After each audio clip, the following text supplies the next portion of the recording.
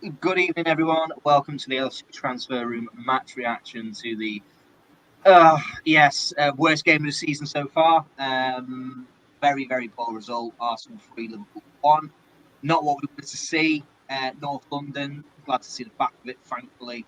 Um, yeah, not fantastic.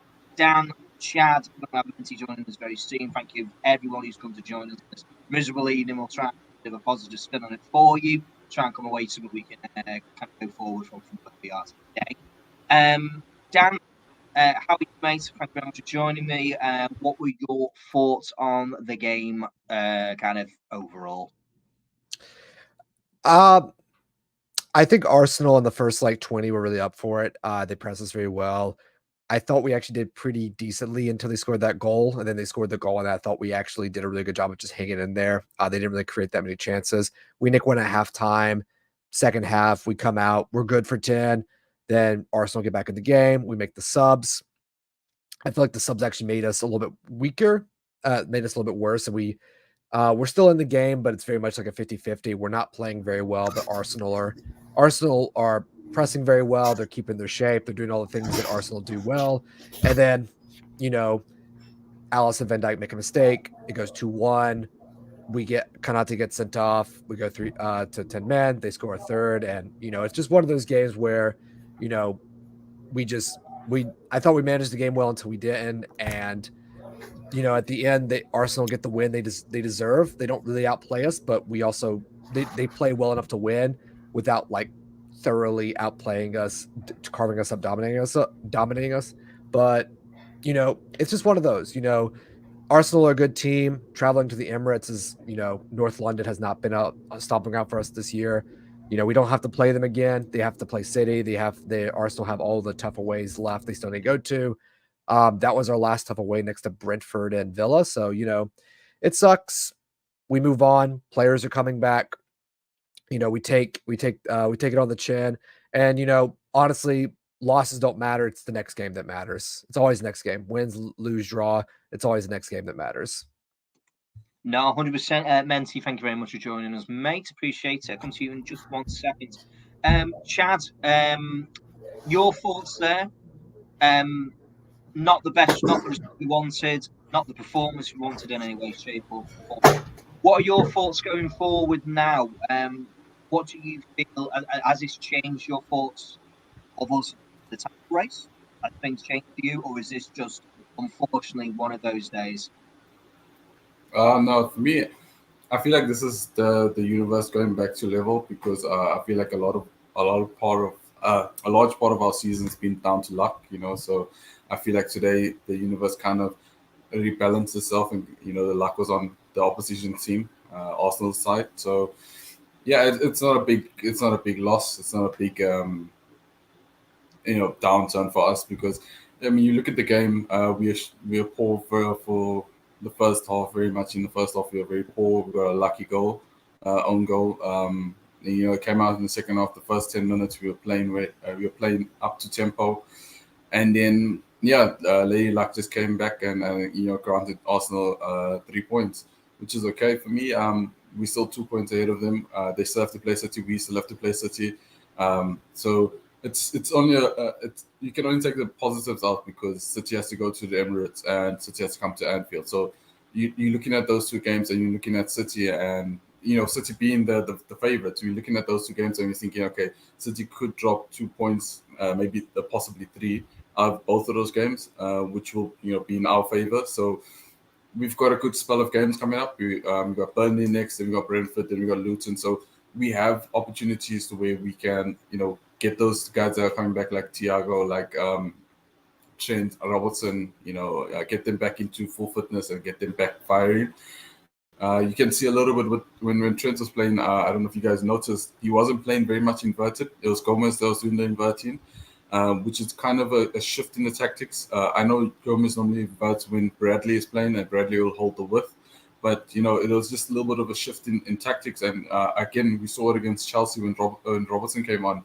That the back four, the tactics, especially there was no one inverting because Bradley and Robertson were playing, so no one wanted to invert on that side. So it kind of shifted the mentality when it comes to the tactics. So I think in the course of these coming games, we're going to see Klopp redefine that role, and Nice getting star players back, your Robertson, your Trent, and trying to get them back into the system of the way that we've been playing. So hopefully that's what's going to happen in the next coming games.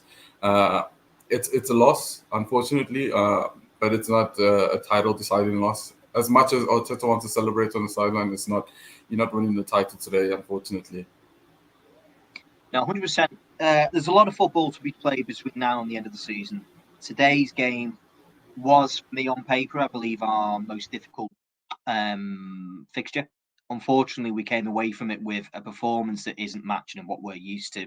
And I think that's what makes it really hard to take, because it's not something that we're used to seeing. It's not something that we normally play like. We haven't performed that way, I don't think, since last season, to be totally honest, in any game, in any competition. And that is really unfortunate, and it's a shame. Mensy, kind of a bit of a question for yourself. Chaz touched on it there when he's talked about the fact that it might be a bit of luck that has kind of come to come round and catch us.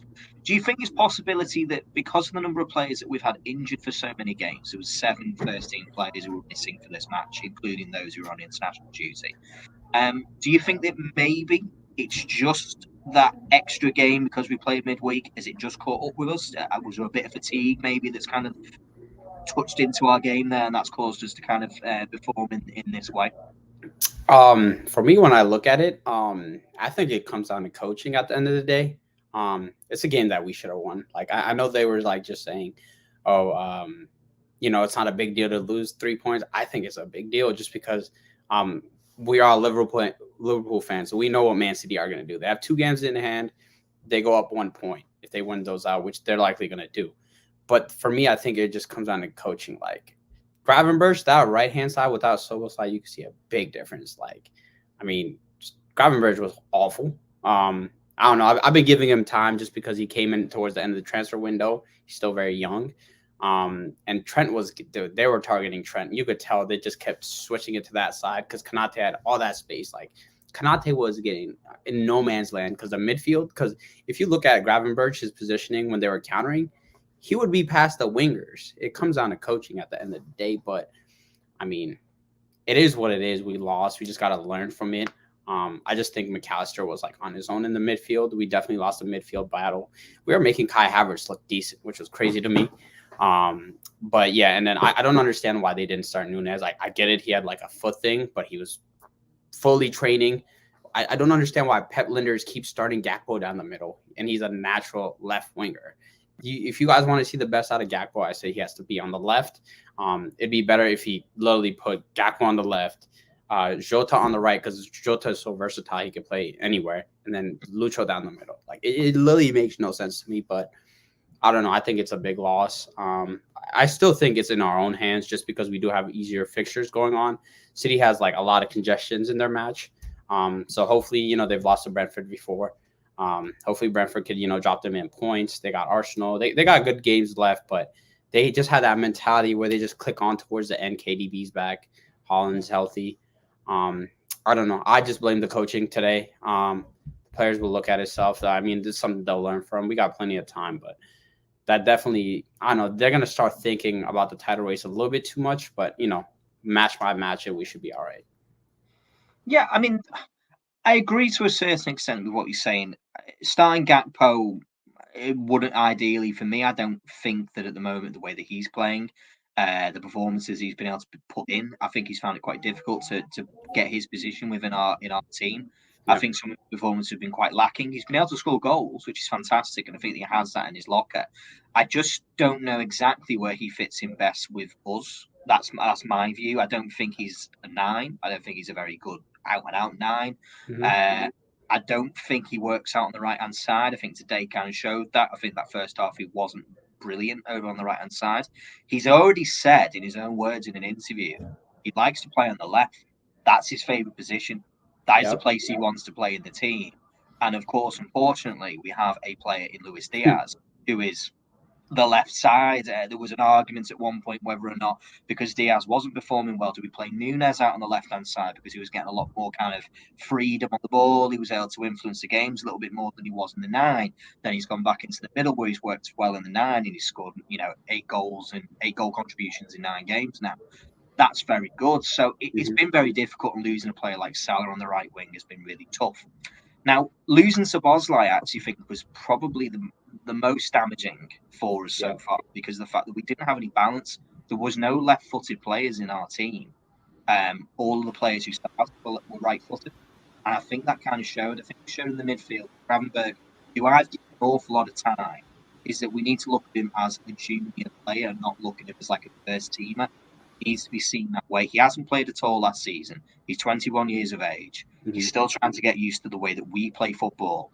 And I think he's also had a little bit of a stop-start. Had a small minor injury, thankfully nothing too serious. But he's also unfortunately had to kind of come into our midfield, where a lot of them have just landed and gone. Szoboszlai's landed, done brilliantly, dropped out because of the injury. Endo's kind of built himself slowly into the position, but now he's a fantastic 6 option, for us in that respect. I think McAllister as a 6, I've shouted on this channel for a long time and beforehand. I think he's brilliant. I actually think he's brilliant in that role. I think he brings a lot more to that role than your out-and-out destroyer 6s. Because McAllister's proven he can do that statistically. He's recovering the ball, he's putting the tackles in, he's doing all those things. Dan, question for yourself there. With the players that we had available, would you have made anything different changes? Would you have started the team differently? Would you have played players in different positions? Do you think it was down to the players? Do you think it was down to the coaching and the game plan? Or was it something else that sort of caused this weird blip that we've not kind of seen before? I think the only thing you could have argued for is the fact that if you put Gakpo on the left wing, have him run at Ben White, put Diaz on the right wing, have him run at Zinchenko, and keep Jota in the middle, just harassing everyone. I think that may have been a better option going forward. I kind of disagree with Minty on the Gravenberch slang there. I actually think he's been very good. Listen, Minty's entitled to his opinion. He's also entitled to be wrong, and I agree with you. He's like he still has to prove himself. That's all I'm just saying. No, he's a very good player, technical, very good. I agree. I'm not trying to drag him for this, but I actually think Gravenberch has been very, very good for most of the games. He's shown more and more. He's been more and more involved, because the goal we score is the first time we get attacked through them. So the way the game works out is that the only time we threaten is when we get through the middle or Trent brings in a ball on the right wing. And the 2 times we had that, McAllister breaks the press, plays a through ball. Gakpo was onside, and he shoots, and he just misses the goal. If that's Jota, he probably scores, just because it's Diogo Jota. That's what he does. And, we're 1-0 or it's 1-1, and, game on way earlier. But the goal we scored before halftime, even though it's an own goal, but it would have been a pin, if that ball didn't go in, was Gravenberch wins the ball in midfield. He turns and he plays this beautiful pass to Diaz to run onto and gets the other side of Saliba. So I think the thing that didn't work today was the fact that I felt like it was just a race too far for everyone. It very much felt like this team was coming to the end of a run. So it's just all those things kind of bundled into one, and we just had bad luck. I'm not saying, this is to excuse the fact we played badly. I just think it's a combination of different factors. Szoboszlai feels his hamstring after Friday at the worst time. Thiago's coming back, but he's not quite fit. Trent is back, but he's still not quite up to speed. Robertson is back, but still kind of rusting up to speed. And it's just, like I said, Alisson and Van Dijk threw a rick in the game, and we just didn't play as well as we expected. But I actually thought we were not as bad as we were there last year, even though that game was 3-2. We were way more shambolic in that game, and yet it was 3-2. In this game, I thought we were much more composed, engaged, involved in the game more often. But that happens. And credit to Arsenal. They kept their shape. They scored the goals, and if you score the goals, you win the games usually as well. But in terms of our side, we just have to you can kind of walk away from this game with we didn't play well and have all these other mitigating circumstances, and it was still 3-1. Saying if Van Dijk can say, if I don't make that mistake, we probably win. Konate can say, oh, if I don't get carded, if I don't get sent off, we will probably draw 2-2. Gakpo can say, I missed this chance. If I make that chance, we go through. you can go through a list of different like mitigating factors that if one or two players just play better, it's probably a draw or a Liverpool win. And I think that just shows of where we're at right now because we're still top of the table. I know we're assuming City are going to win their 2 games in hand, which is possible. They could also draw or lose a game, but we're just assuming that City's going to win all their games. But Liverpool's still top of the table, and if we win all of our games, we win the league. Like that's the mindset we have to have, and that's the mindset you have to tell the players. It's like, guys, you're still in the driver's seat. Tough loss doesn't matter. Burnley's next. No, 100%. I completely agree with you. It's a tough game and a tough performance to take because of some of the external factors that have damaged us. They've damaged us in a way that we've not been able to.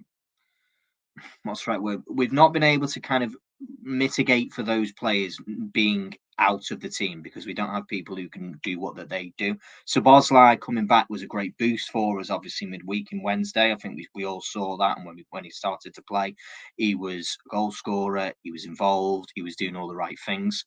Something I wanted to actually bring on and talk about one of the players who came back today, and I think came back, in my opinion, I think he's come back and he's not ready. It's this man. Trent Alexander-Arnold was terrible today. Not just defence, but he's offered nothing on offence. That's Paul, who comes on many times on this channel. He is a fantastic commentator. So with that, I'd answer that myself. I agree. He wasn't his usual self. He looked very rusty. He didn't look like he was quite up to the match pace that we needed him to be. And I think as a club, we obviously weren't ready for the tragic situation that's come around Conor Bradley, who has been absolutely fantastic. I am convinced that Conor Bradley would have started this game and Trent Alexander-Arnold probably would have finished it, in my opinion. I think that's the way that the game plan would have been. However, unfortunately, because of the circumstances and because we've not got the options who were quite ready, look at the fact that Joe Gomez could have played right back, Robertson could have played left back. He didn't start. There's 2 players there in Robertson and Trent who aren't quite there or why we want them to be quite yet, which is unfortunate. So this is my one for my kind of question to go over to Menti. What were your opinions on? Was there any individual performances that gave you a level of concern that don't have any sort of real reasoning? Was there anything there that kind of concerned you, or was it just the fact that those who didn't play well potentially is because of some external factors? What do you think of that? No, I agree with you. It's just like you could watch when Trent was playing, it was just like he just wasn't in shape. And for sure, I think Bradley would have started just because he's in great form. We're with him. It's a crazy thing. He lost his father, but it's just like it's crazy. They literally just kept swinging it, and like literally, you could watch it. Martinelli would hit him with like a feint, and he would just like not even put effort to try to run back. You saw Konate trying to like catch up to him on that one fast break. It's like you got to try to help Konate, and Konate was in no man's land, and that's why I knew those cards were going to add up because that point is just unfortunate. But I mean, the ref had to give him that second yellow. But yeah, I mean, besides Trent not being in shape, it is what it is. This is just like a game that we have to learn from. Like the coaches have to, analyze this game. We had so many factors. Like we're gonna have Endo back. Hopefully, Sobo isn't too injured. But the big game for me is the cup final with Chelsea. We literally have to win that bit just because right after that we got City coming up. That game with City is just winner of that I say takes the league. But yeah, if we're in form, I mean, I wasn't too concerned with anyone else. It's just seeing Lucho at right back was crazy. I know we had a red card, but like, what was that? Like, and literally the goal came when Trossard went around Elliott. I was like, why is he at right back?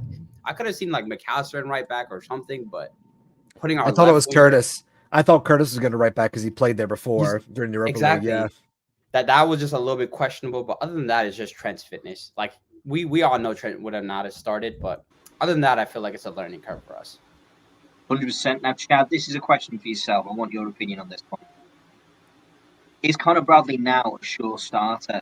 I have a question mark at the moment. I think Conor Bradley, based on performance and on merit, is more than capable of holding down that right back position, which gives a clear opportunity for Trent Alexander-Arnold to be played potentially.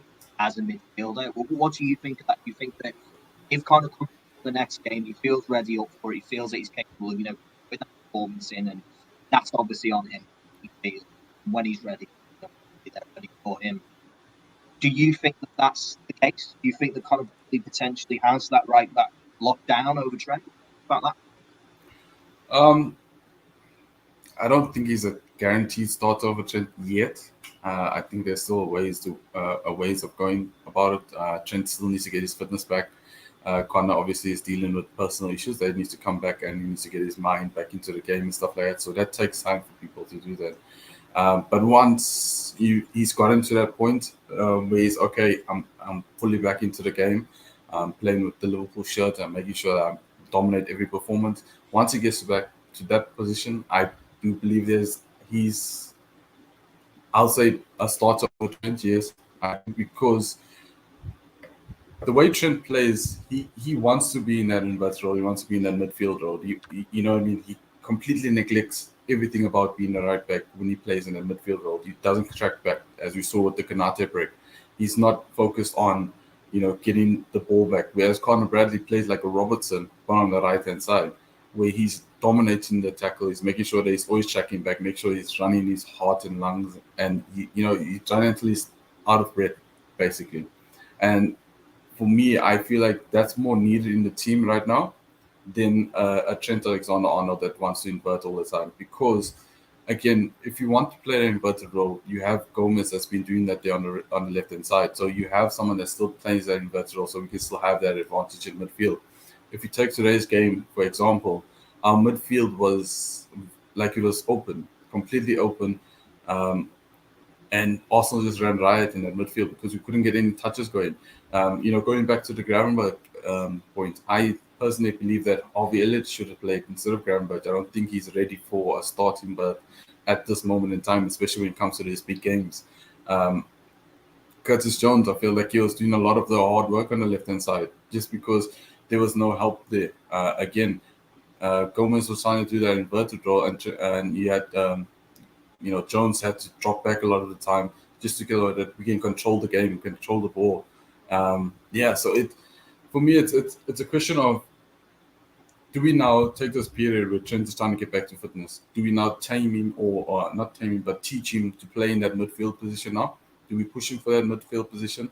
Or do we give him an opportunity to gain back his confidence, gain back his tempo, and keep him at the left and keep him on the right-hand side?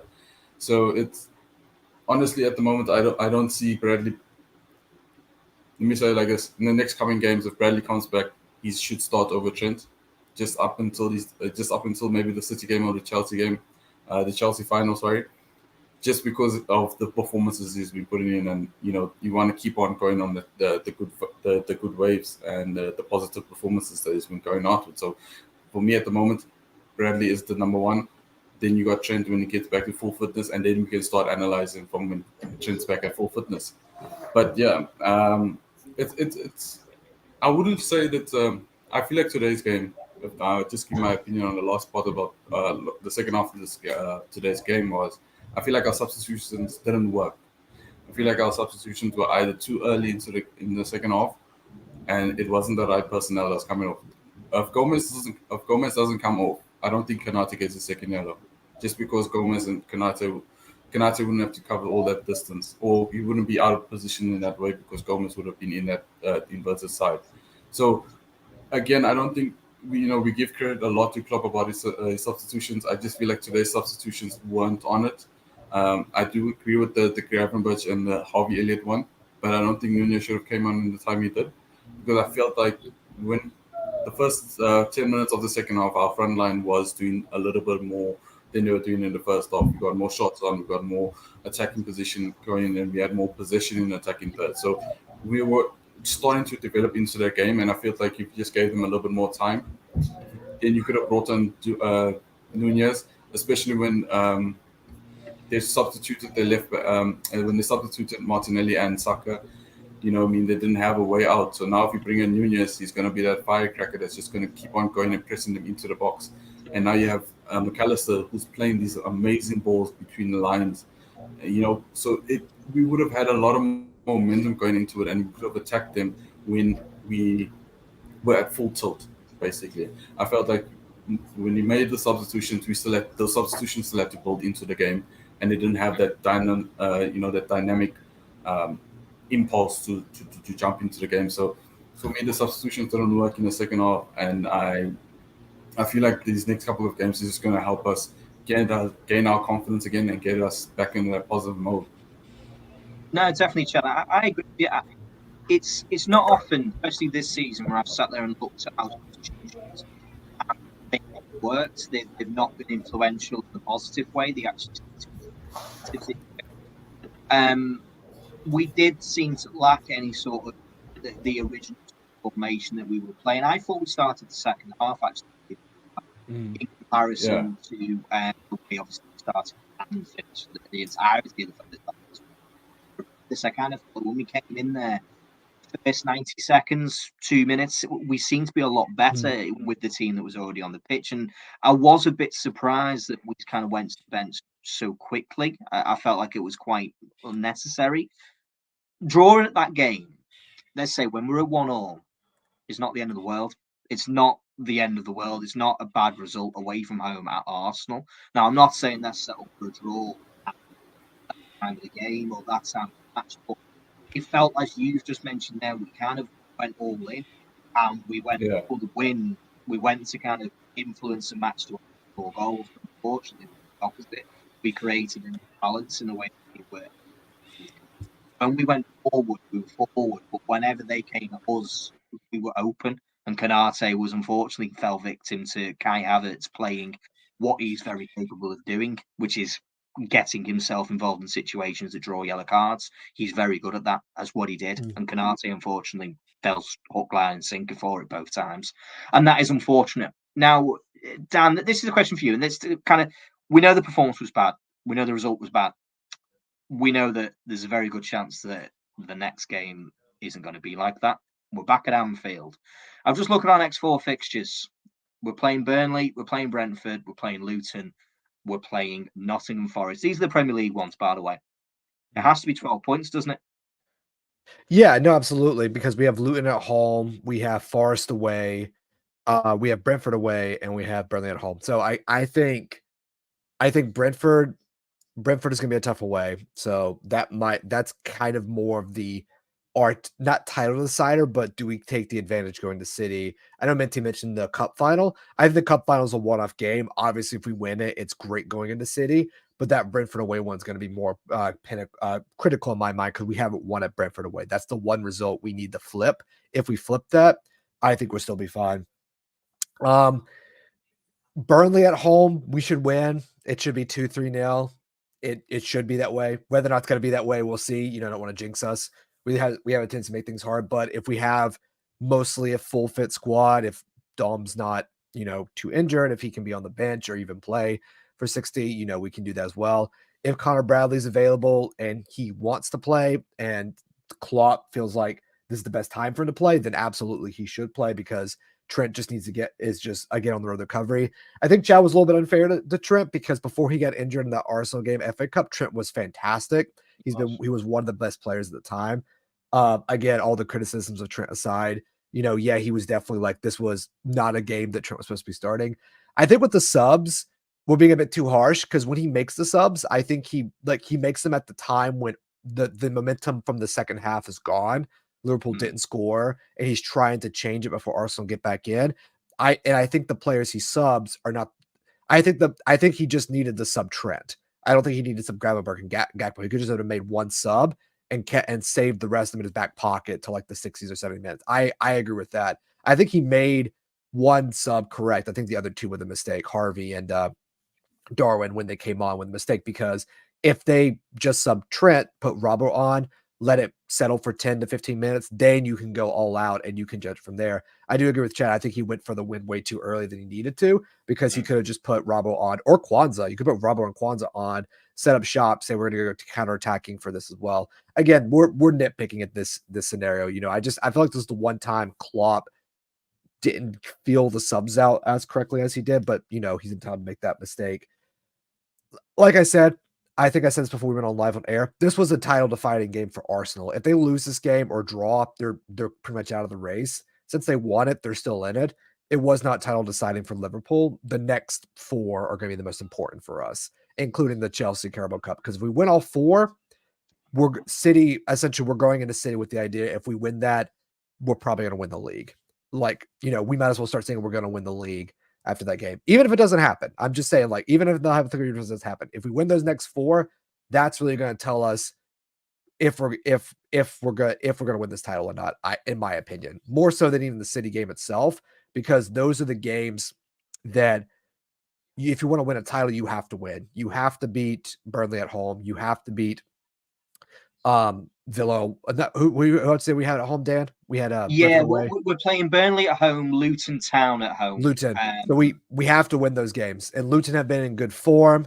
Rob Edwards has them worked out. They're going to be a dangerous team. Adebayo is 6'5" in goal scoring form. Don't like playing against a 6'5" center forward when he's in goal scoring form.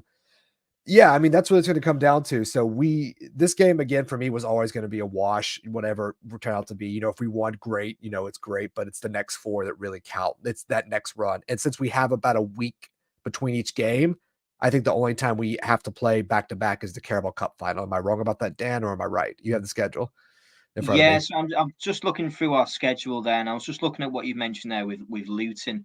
I think I agree with you. I think that they are a well set up and a well drilled team.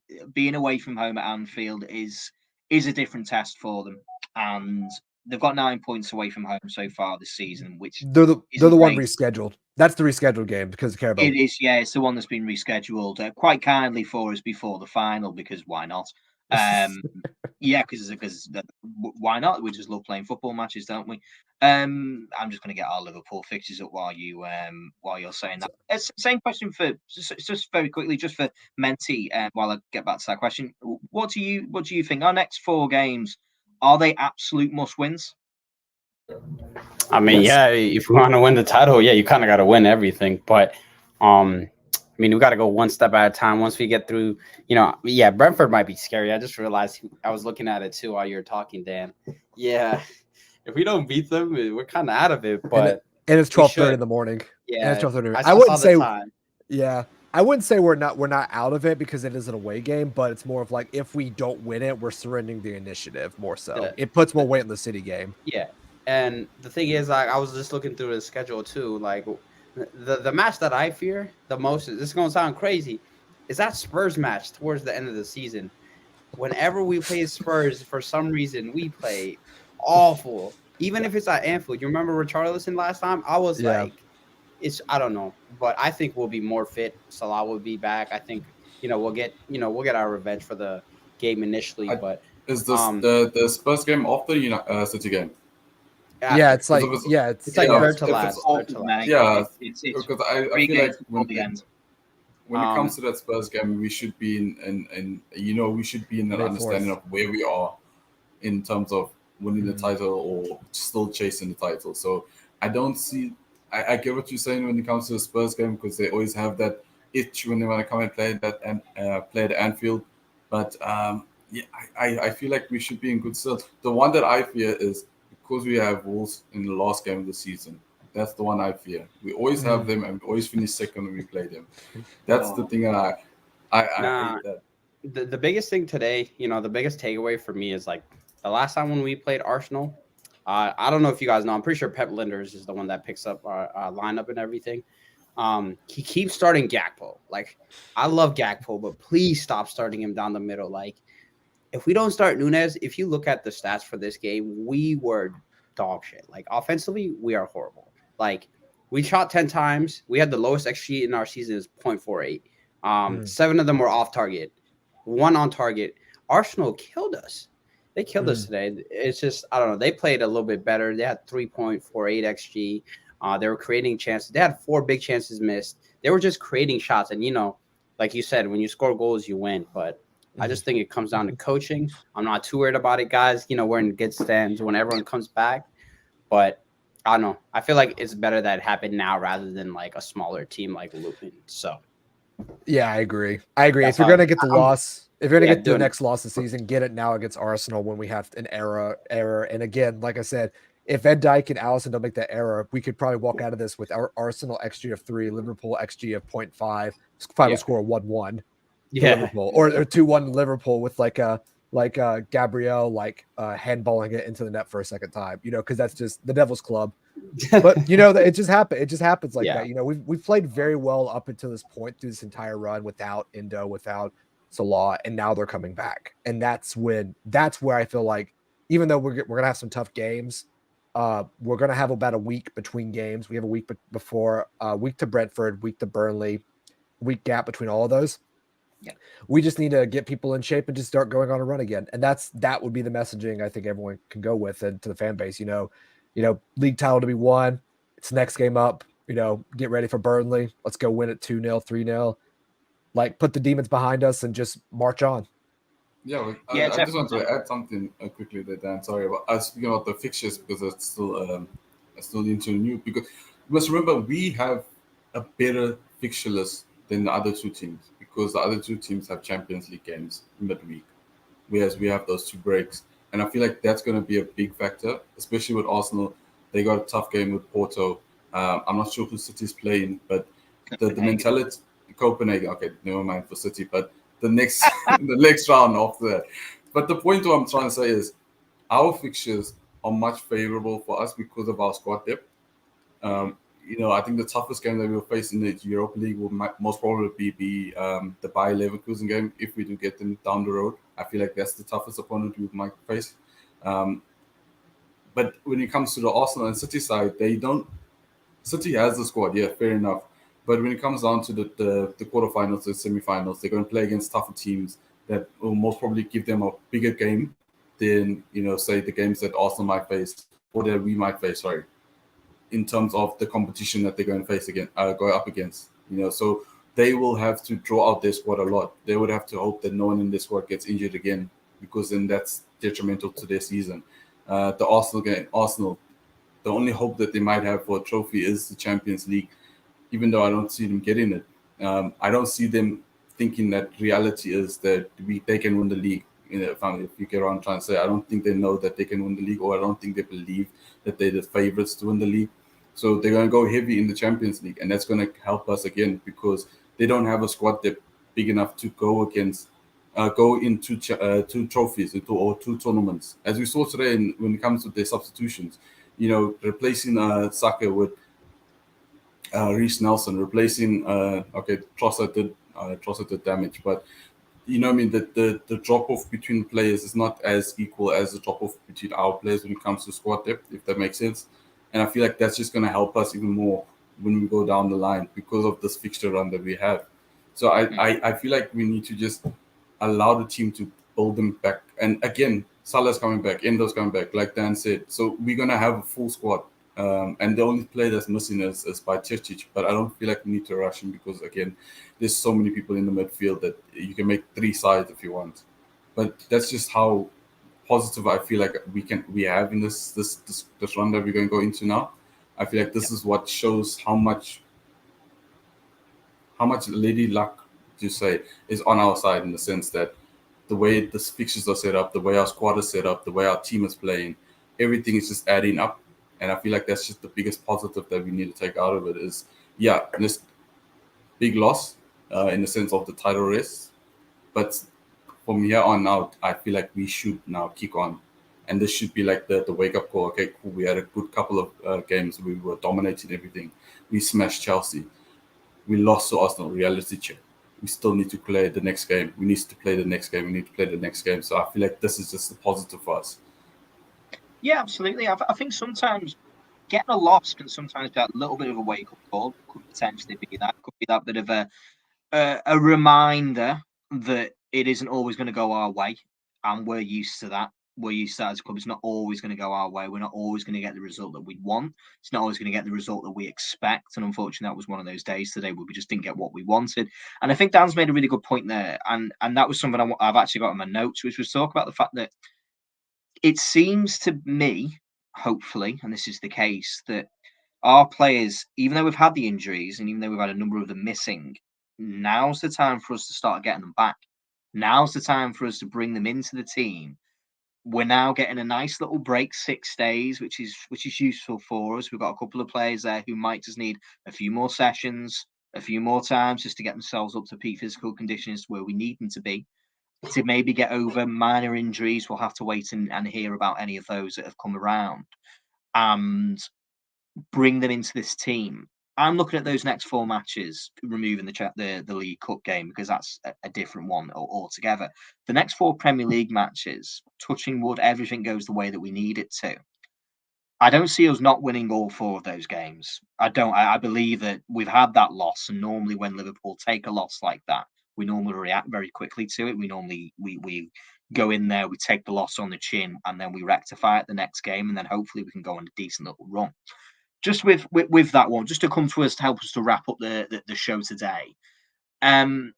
Your, as difficult as it may well be, I was going to go around the room. Your performers, who was your top 3 performers? And I'll start with Menti. Menti, who was the 3 players who gave you something to take away from today that left you with some positivity? Maybe difficult, but was a 3 players that you can point at that gave you an element of, yeah, do you know something? It's not all too bad. I would say McAllister. He was pretty good. Can't say Van Dijk or Allison because they made the mistake. I'll say Luis Diaz just because he was actually trying on that one play. It just takes grit, so I'll say Luis Diaz. No, I'll give you those 2. I ain't got a third. I think everyone else was bad. That's how I look at it, but that's fair. That's fair. Dan, what do you think? Can you give me a third, or have you got any extra different names who you have not already been mentioned?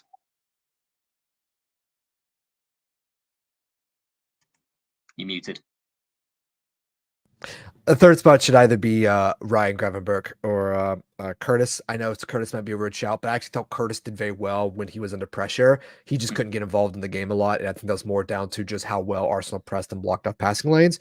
But again, I want to give Gravenberch his credit because in a game where it was a fight, he was up for the fight. He didn't shy away from the tackle. He was involved. He got stuck in. And again, like he provides the pre-assist for Diaz's goal when it hits Gabriel and yada yada.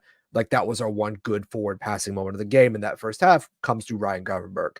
So, I think that, like even in a game like this, we still have quality. This was not, last year watching Liverpool lose to Wolves and Brighton 3-0. And we're like, oh my God, what has happened to this team? It's like drag them all behind the shed and sell them off. The one thing we could say is that Gakpo could run. No, I think there's plenty of positives that people can take individually out of this game. On top of the fact that, they just had an off game. So for me, I think the third one would be Gravenberch and, more credit to him. I think that, if Ryan Gravenberch can get a more consistent level and get full 90 minutes out of him when Szoboszlai is unavailable, we need Szoboszlai somewhere else. I think that's going to help us out a lot, especially like getting those goals and creativity from midfield when you don't have a Bradley, when you don't have a Trent, when you don't have a Robertson, when you don't have a Nunez on the pitch. Insert bad criteria here, worst case scenario here. He provides that extra thrust that we need to win. So I will go with Gravenberch. 100%. And Chad, slightly different question for yourself. Who doesn't start for you then, based on the performances you saw today? Who doesn't start next weekend? I'm gonna have to go with Dan's man and say Gravenberch, unfortunately. Look, the thing for me with Gravenberch is I see him a little bit like a younger Curtis Jones in the sense that he has this mentality, I want to go forward. That's my thing. I know what I'm good at, and that's going forward. But the team needs you to do more things as well. And I feel like from my point of view, when I was watching today, I saw that he didn't like insert himself into situations. He didn't drop deep, get the ball and go up. He didn't get into tackles. He didn't track back as enough. Sorry, he didn't have that mentality to get on the ball. He just stood in his position. He stood in his zone, I can say, and then waited for the ball to come to him instead of going and fetch the ball and then drive in with the ball. And I feel like if he does that, then makes him an even better player than he is at the moment, because he is a fantastic player. And I do feel like that he just needs a little bit more time just to get accustomed to the way things are going. And I feel like we're going to have a star on our hands. But I just feel like he needs to just get more involved. That's my opinion. I just feel like he needs to get more involved in play. Go and get the ball. If you're not getting the ball, don't stand there. Go and pitch it and then draw it out. He has the skill with the ball at his feet, and that's just I feel it's a frustration for me, and you can hear the frustration coming a little bit. But I feel like he's a solid. No, he's a very solid player, and today I was just a little bit disappointed because he just stood there. He didn't go and pitch the ball. But yeah, the top three guys I feel like is the same as everyone else. McAllister was for me the best player on the field for us. I would have put Jones in the third instead of Gravenberch, but everything else is the same for me. Yeah, I did say it was a tie I did say it was a tie between the two. I said I would give it to Gravenberch, but I said it could be it was a tie for third, just to give myself an out there. Yeah. No, I get you, but yeah, I all feel fair like points. All fair points. All fair points. No, 100%, man. Like Dan said, Gravenberch for him was a top player, and again, credit, he was there again for the first our goal, the own goal. That's what Gravenberch does, and that's what I love about Gravenberch, because he got the ball at his feet. He was calm, composed, and he put a good ball in for Diaz. And if he can do that in a regular and do what Curtis does when he drops back and fetches the ball, you have a fantastic midfielder in your hands, and that's just how I see it. No, definitely. Yes. So, everyone, I'm going to wrap up today's therapy session. Liverpool 1, Arsenal 3. Some positives to take. Alexis McAllister, he ain't half bad. Can see why he won a certain trophy in 2022. Some players with work to do, clearly. Some players need to maybe get a little bit of their form and fitness back. But we go again 6 days' time against Burnley. I expect a very, very different result, a very different performance. So from everyone here at the LFC Transfer Room, thank you very, very much for joining us. Thank you, Dan. Thank you, Chad. Thank you, Menti. Brilliant chat. Really, really enjoyed it, even from such a bad day for us to talk about. If you have enjoyed what you've seen, please put a like and a subscribe on for us. It means a lot to us. We've just gone over 10,000. It really, really does help us. And hopefully on we go to the next milestone. So from all of us, thanks very much. Have a good evening and see you next time. Bye.